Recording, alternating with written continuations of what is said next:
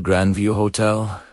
They say it's been abandoned for 50 years, a skeletal ruin on a lonely cliff overlooking the sea. But we, being the curious, thrill-seeking college students that we were, decided it was the perfect place for a summer night adventure.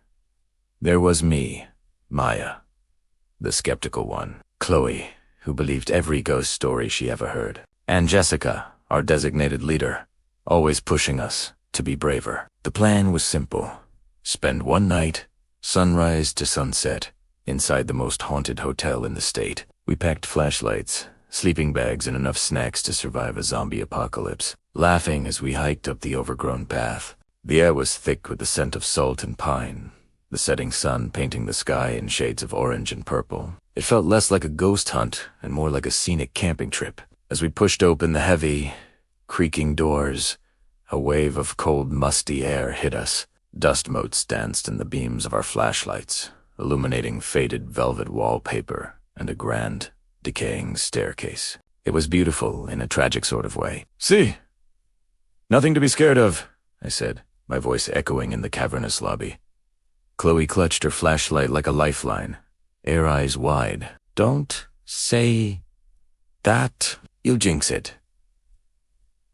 We decided to explore the ground floor first. We found a ballroom, its crystal chandelier shattered on the floor like 1,000 fallen stars. In the dining room, tables were still set, covered in a thick blanket of dust, as if the guests had simply vanished mid-meal. Jessica, ever the documentarian, was filming everything on her phone. "This is going to get 1 million views," she whispered, a grin on her face. As night fell completely, the hotel seemed to transform. The gentle sea breeze whistling through broken windows now sounded like mournful sighs. Every creak of the floorboards made us jump. We set up our sleeping bags in the center of the ballroom, figuring it was the largest, most open space. Safety in numbers, right? We told stories to pass the time, our voices hushed. Chloe recounted the legend of the hotel's resident ghost, a woman named Eleanor, a bride who was left at the altar in the 1920s. They say she wanders the halls in her wedding dress, forever searching for her runaway groom. It was a classic, cliché ghost story, but in that dark, cavernous room, it felt chillingly real. That's when we heard it. A faint, melodic sound, like a music box, coming from upstairs. We froze, our eyes locking in the dim light. "It's probably just the wind," I tried, my own heart thumping against my ribs. But the melody was too clear, too deliberate. Jessica, of course, was the first to stand up. "I'm gonna check it out." Chloe and I exchanged panicked looks, but we couldn't let her go alone. Reluctantly, we followed her up the grand staircase, our flashlight beams cutting nervously through the oppressive darkness. The music grew louder as we ascended, leading us down a long, dark corridor on the second floor. The wallpaper here was peeling in long strips, like sunburned skin. The music was coming from the end of the hall, from a door that was slightly ajar. The presidential suite, according to the tarnished brass plaque. Jessica pushed the door open, and the music stopped abruptly. The room was empty, even more decayed than the rest of the hotel. But in the center of the room, on a dusty vanity table, sat a small, antique music box. Its lid was open. We all stared at it, a cold dread creeping into our bones. None of us had touched it. How could it have been playing? Chloe was starting to hyperventilate. I told you we shouldn't have come here," she whimpered. Even Jessica looked shaken, her bravado finally cracking. As we turned to leave, the door to the suite slammed shut with a deafening bang, plunging us into absolute darkness. Our flashlights had all gone out at the same time. Panic set in. We screamed, fumbling blindly for the doorknob, but it wouldn't turn. We were trapped.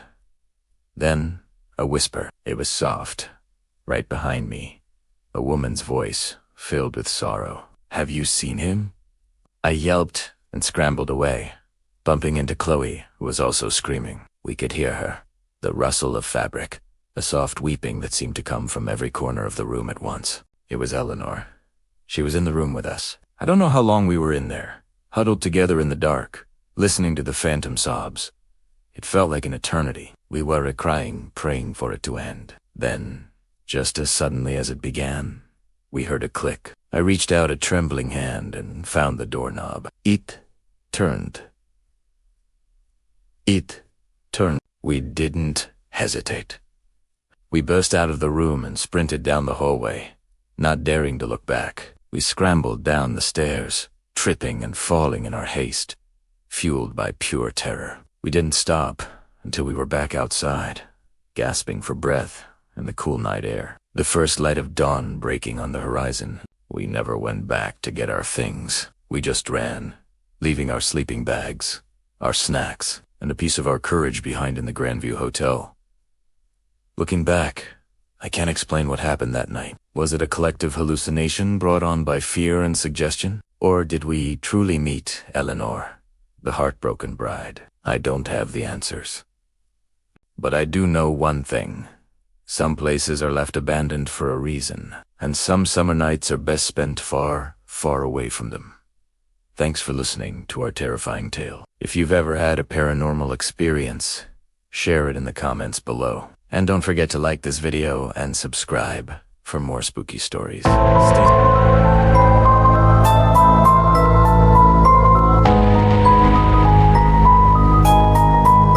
Have you ever had that one night where everything just felt off?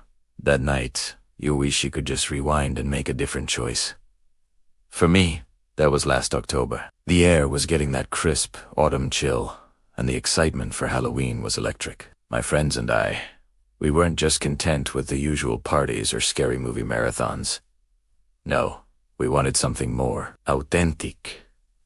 Our friend, Liam, had just inherited this massive, old house from a distant relative he barely knew. It was miles out of town, nestled deep in the woods, and had been sitting empty for decades. The locals called it Blackwood Manor.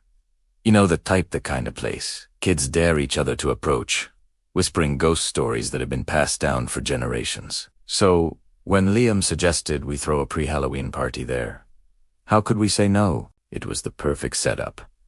A real-life horror house. We arrived just as the sun was setting, casting long, eerie shadows that made the gnarled trees look like skeletal figures. The house was even more imposing in person. It was a Gothic revival monstrosity, with dark wood-pointed arches, and windows that looked like vacant eyes. A thick layer of dust covered everything, and the air inside was heavy and stale, smelling of decay and forgotten memories. We were a group of 6.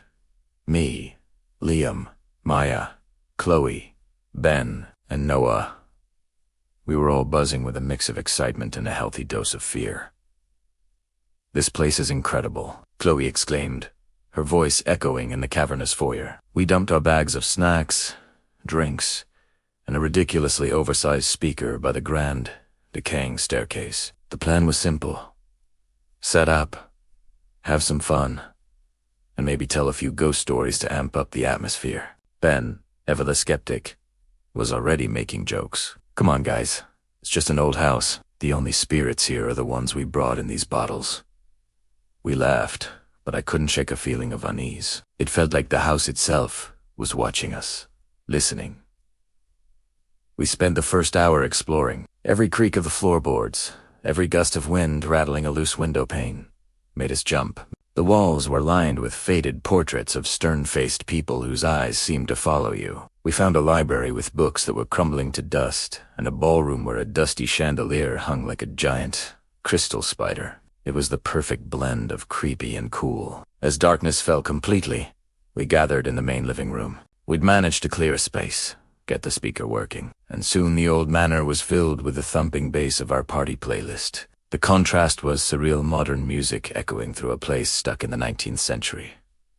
For a while, it worked. We danced, we laughed, we forgot about the creepy portraits and the strange noises. It just felt like any other party night with friends. The initial fear was replaced by a comfortable, boisterous energy. We were conquering the house, making it our own. But a house like Blackwood Manor doesn't give up its secrets. That is easily the first strange thing happened around midnight. The music suddenly cut out. Complete silence. We all froze, looking at the speaker. "Probably the battery," Noah said, walking over to check it. But as he touched it, the music blared back on, much louder than before, making us all jump. We laughed it off as a technical glitch, but the spell was broken. The playful atmosphere had a new, tense undercurrent. Shortly after, Maya, who had gone to find the bathroom, came running back, air-face pale. "Someone's upstairs," she whispered, her voice trembling. I heard footsteps, right above me, like someone was pacing. Ben rolled his eyes. "It's an old house, Maya. It's probably just settling." But Liam looked worried. "There's no one else here. I have the only key." We all looked at each other. The party music didn't seem so cheerful anymore. It felt intrusive, disrespectful. We decided to turn the music off. The silence that rushed in was deafening, amplifying every tiny sound. And that's when we all heard it. A faint, melodic sound, like a music box, coming from upstairs. It was a simple, childlike tune, but in that context, it was the most terrifying thing I'd ever heard. It was slow, haunting, and felt impossibly old. Ben, trying to be brave, grabbed a heavy iron poker from the fireplace. "All right, this isn't funny. If someone's trying to prank us, it's over." We all grabbed flashlights from our phones and, huddling together like a herd of scared sheep, we started up the grand staircase. The wooden steps groaned under our weight, as if in protest. The music box melody grew louder as we reached the second-floor landing. It was coming from the end of a long, dark hallway, from behind a closed door. Every instinct was screaming at me to run, to get out of that house and never look back. But you know how it is. You're with your friends, and nobody wants to be the first one to crack. Slowly, we approached the door. The air grew colder the closer we got. Liam, since it was his house, reached for the old brass doorknob. He hesitated, took a deep breath, and turned it. The door swung open with a low, mournful creak.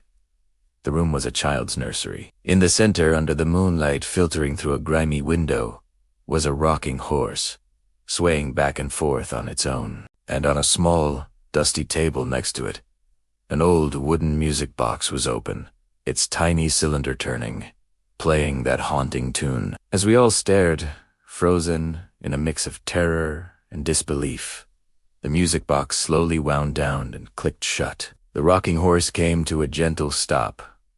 Silence. Then the door slammed shut behind us, plunging us into near total darkness. Panic erupted. We fumbled for our phones, our flashlight beams darting around frantically. The door was locked. It wouldn't budge. That's when we heard it again. Not the music box, but a new sound. A soft, whispering voice, seeming to come from all around us. It was speaking a name. Ober and Ober. Lillian.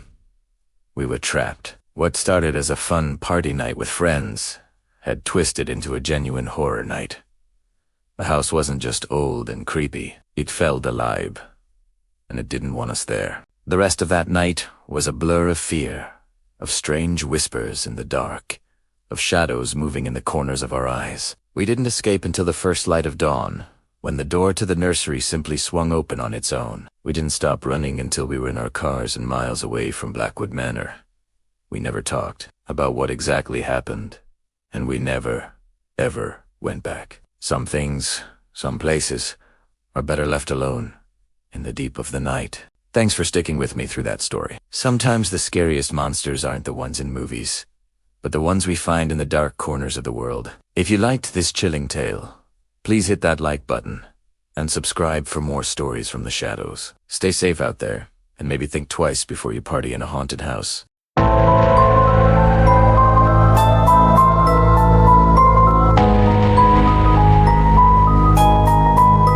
The house stood on a hill overlooking our town, a skeletal silhouette against the bruised purple of the twilight sky. We called it the Blackwood Manor. For as long as anyone could remember, it had been empty. A place whispered about in hushed tones, a dare waiting to be taken. And tonight, on the last night of summer vacation, we were the ones to take it. There were 4 of us, Leoti, self-proclaimed leader. Sam the skeptic, armed with a flashlight and a nervous laugh. Mike, the storyteller who knew every ghost legend about this place. And me, Jake, the one with the camera determined to capture whatever lurked inside.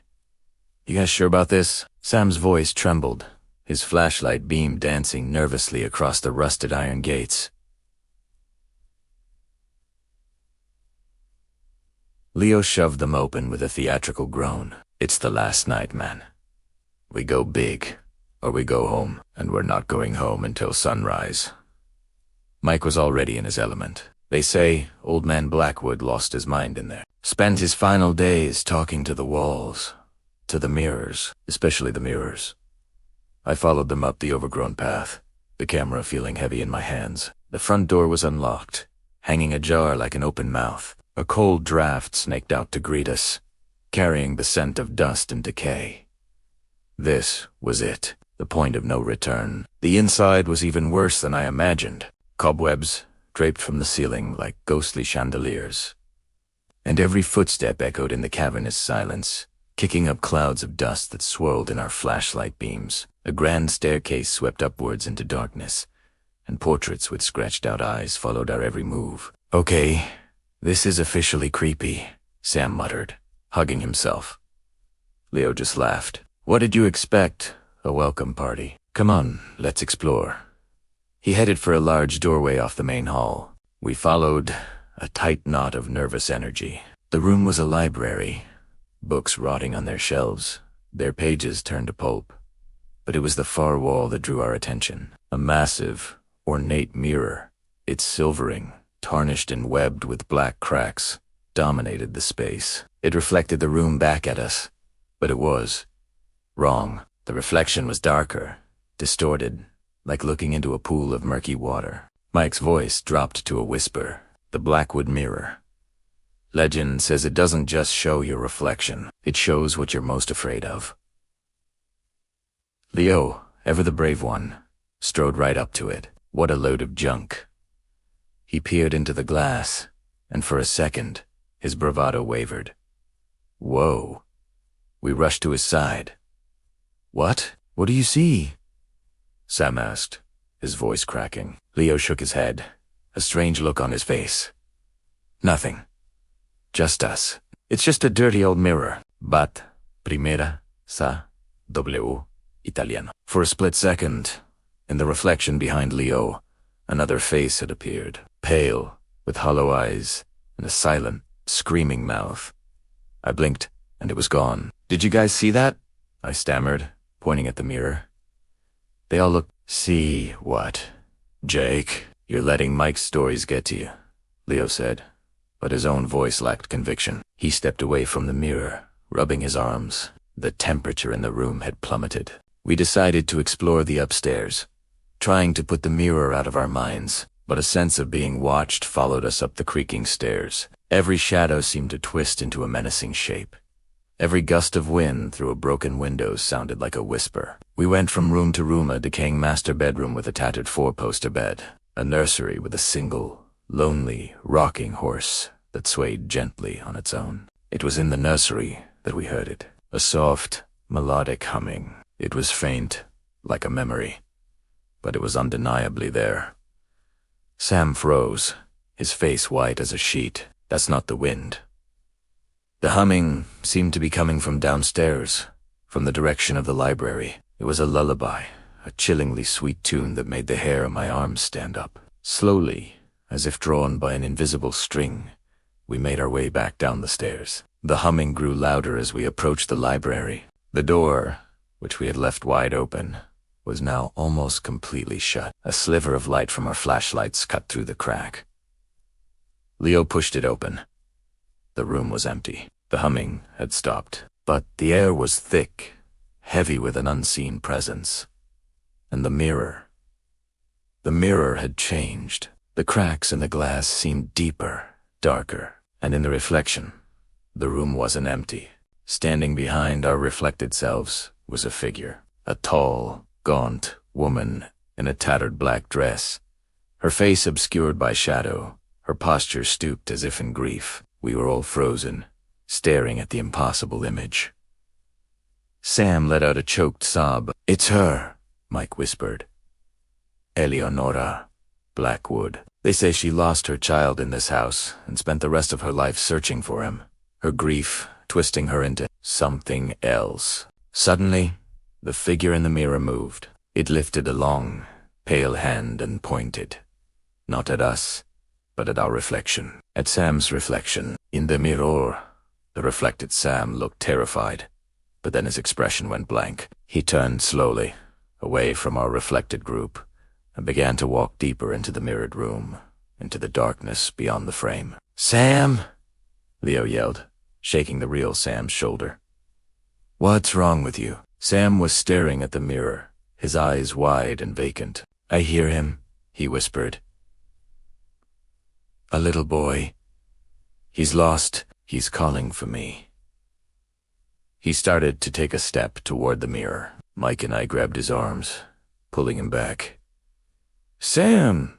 Snap out of it!" "There's no one there," I yelled, my own voice shaking with panic. The figure of the woman in the mirror seemed to smile, a wide, lipless grin that was pure malice. Then all hell broke loose.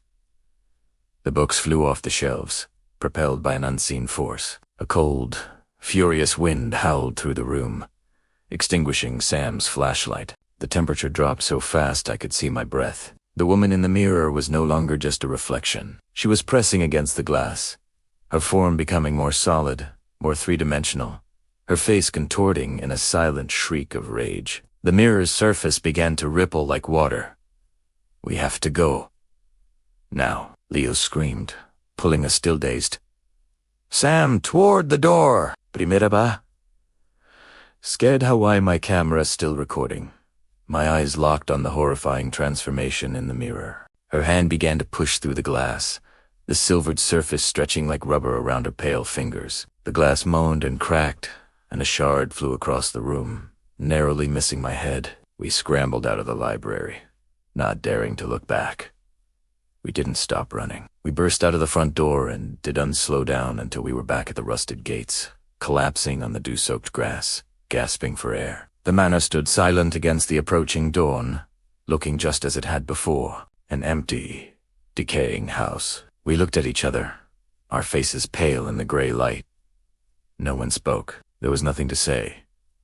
We had gone in as 4 boys on a dare. We came out as 3 boys and a hollowed-out friend who just kept staring back at the house, whispering about a lost child he needed to find. That was our last night of summer, the last night we were ever truly the same. And sometimes, when I close my eyes, I can still see that mirror, and I see her, waiting, always waiting. I never went back, and I made sure no one else did either. Some doors should never be opened. Thank you so much for watching our story unfold. If you've ever had a chilling experience you can't explain, let us know in the comments below. Don't forget to like this video if it gave you the chills, and subscribe to our channel for more tales from the shadows. Stay safe out there, and remember, never, ever mess with haunted mirrors.